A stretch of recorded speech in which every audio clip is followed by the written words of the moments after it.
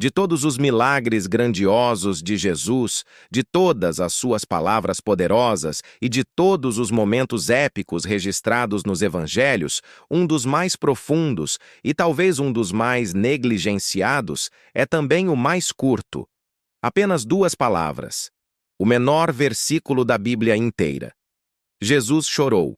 João 11:35.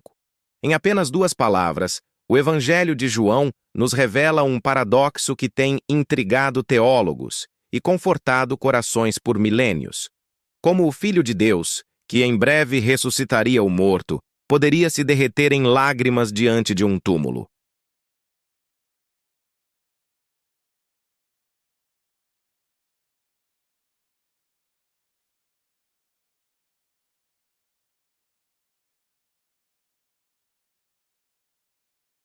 Você não vai querer perder o que está por vir. 1. O cenário da tragédia. A morte de Lázaro. Para entender a lágrima de Jesus, precisamos primeiro entender a profundidade da amizade que existia entre ele, Lázaro, Marta e Maria. Eles não eram apenas seguidores distantes. A Bíblia nos diz que Jesus os amava. A casa em Betânia era um refúgio para Jesus, um lugar onde ele podia ser simplesmente um amigo. O capítulo 11 de João começa com uma notícia urgente. Lázaro, o amigo que Jesus amava, estava gravemente doente. As irmãs, Marta e Maria, enviam uma mensagem a Jesus: Senhor, eis que está enfermo aquele que tu amas. Elas não pediram um milagre, mas a mensagem era clara. Se Jesus viesse, ele poderia curar. A reação de Jesus, no entanto, é surpreendente. Ele ouve a notícia, mas em vez de correr para Betânia, ele permanece onde estava por mais 2 dias. Ele diz aos seus discípulos: Esta enfermidade não é para a morte, mas para a glória de Deus, para que o Filho de Deus seja glorificado por ela.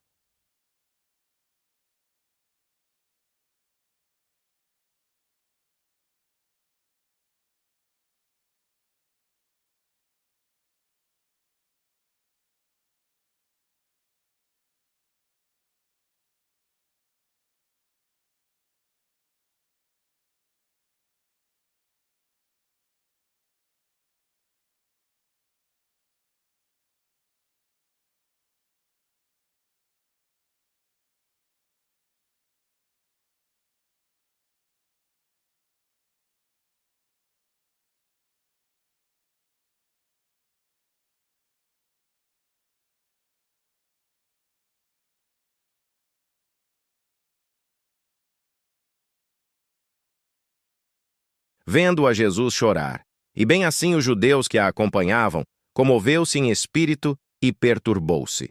João 11:33. O choro de Maria e o luto da multidão têm um impacto profundo sobre Jesus. A palavra grega, traduzida como comoveu-se, embrimaomai, é uma palavra forte, que pode significar indignar-se, repreender ou rugir. Ela sugere uma emoção complexa, que vai além da simples tristeza. Jesus não estava apenas comovido, ele estava perturbado. Ele sentia a dor e a injustiça da morte. 3. O ponto de virada. A resposta de Jesus. João 11:34-35. Após ver a tristeza de Maria e a perplexidade de todos, Jesus faz uma pergunta: Onde o pusestes? A pergunta, que parece simples, é um convite para que a sua tristeza se transforme em ação. Eles o levam ao túmulo, e lá, em frente à tumba de seu amigo, acontece o momento que definirá a natureza de Jesus de uma vez por todas. Jesus chorou, mas a palavra grega aqui não é a mesma usada para o choro de Maria. A palavra dacru significa derramar lágrimas silenciosamente. Um choro de profunda tristeza, mas sem soluços ou lamentos. É uma tristeza contida. O choro de Jesus é um mistério. Ele sabia que em poucos instantes ele ressuscitaria Lázaro. Ele era a ressurreição e a vida. Ele tinha o poder de reverter a morte. Então, por que chorar? A resposta está em uma análise mais profunda das razões por trás daquele momento. 4. As teorias. Por que Jesus chorou? O choro de Jesus, apesar de curto, pode ter sido motivado por 3 razões complexas que se completam e não se anulam. Teoria 1. A lenda da simplicidade. O choro da humanidade. A interpretação mais direta é a de que Jesus chorou por pura e simples tristeza. Ele amava Lázaro. A sua amizade com a família de Betânia era real e profunda.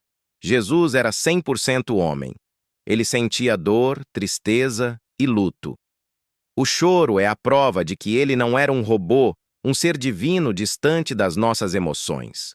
Ele era um homem que amava e que sentia a dor da perda. Ele se compadece de nós, se identifica com a nossa dor e nos mostra que chorar não é um sinal de fraqueza, mas de profunda humanidade. Teoria 2.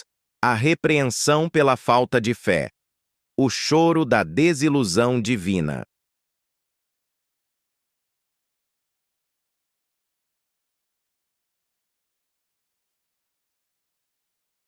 Essa é a teoria mais complexa e mais profunda. Como vimos, a palavra para comoveu-se sugere uma raiva santa. Jesus não estava apenas triste, ele estava indignado com a morte. O choro dele não era pelo luto, mas pela indignação de ver o resultado do pecado. A morte é o último inimigo, a tirania que entrou no mundo por causa da desobediência. Jesus, que veio para destruir as obras do diabo, estava diante da maior obra do inimigo, e ele se enfureceu. As suas lágrimas não eram de impotência, mas de indignação. Ele estava chorando de raiva diante da tragédia que rouba a vida, mas que em breve ele derrotaria. O choro de Jesus era o prelúdio da vitória. 5. O grande paradoxo.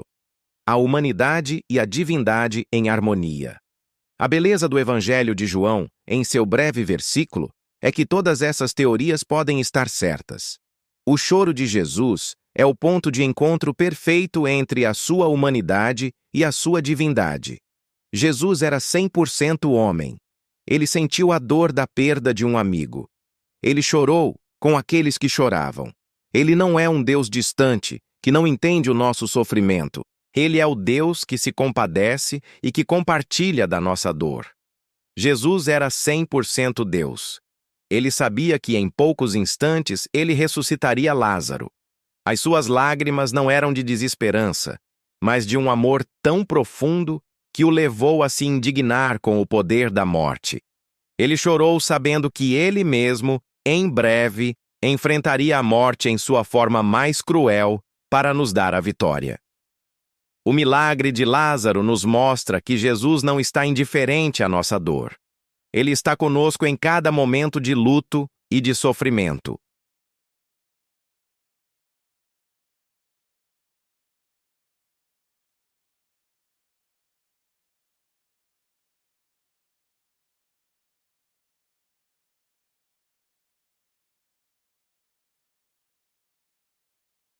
A sua dor não é invisível.